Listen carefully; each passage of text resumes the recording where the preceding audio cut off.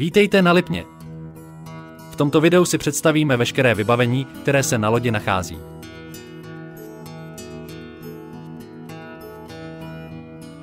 Loď je vybavena hlavní plachtou a plachtou přední, takzvanou kosatkou. Jejich používání si vysvětlíme v instruktážním videu. V kokpitu lodi se na zádi pod víkem nachází úložný prostor.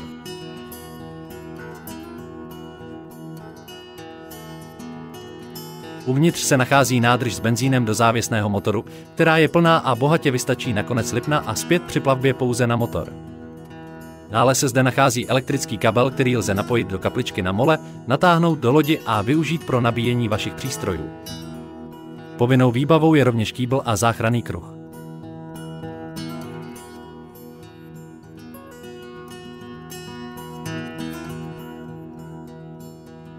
Loď je k molu přivázána 4 lany. 2 se nachází na zádi a jsou takto provlečená okem a vedená zpět na palubu.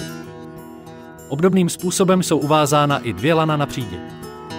Všechna tato lana si při odplouvání z přístavu vezměte sebou.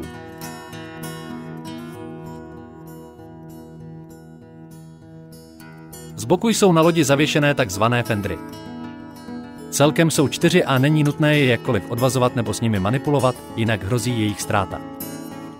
Na zádi lodi je umístěn závěsný motor. Jeho používání si vysvětlíme v instruktážním videu.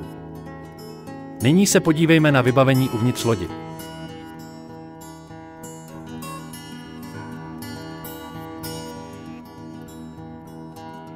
Nacházejí se zde klíče od lodi, sprch a toalet, nacházející se na kapitanátu. V modrých deskách jsou pokyny k ovládání lodi, mapa celé vodní plochy a také telefonní kontakty. Pod bočními matracemi jsou celkem 4 záchranné vesty pro dospělé. Dětské vesty jsou případně k dostání u obsluhy mola.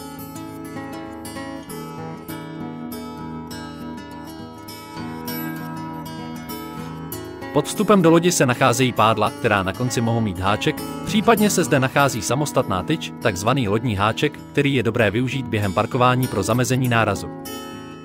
Dále je zde chemická toaleta, kterou je v případě použití nutné před vrácením lodi vyprázdnit a vyčistit na kapitanátu. Součástí vybavení je rovněž kuchyňka se základním nádobím a lihovým vařičem. V případě potřeby ji prosím využívejte pouze venku a nikoli uvnitř lodi. Dále jsou zde 2 polštářky na spaní. To je z hlediska vybavení lodi vše. V případě nejasností či chybějících položek se prosím obraťte na obsluhu mola.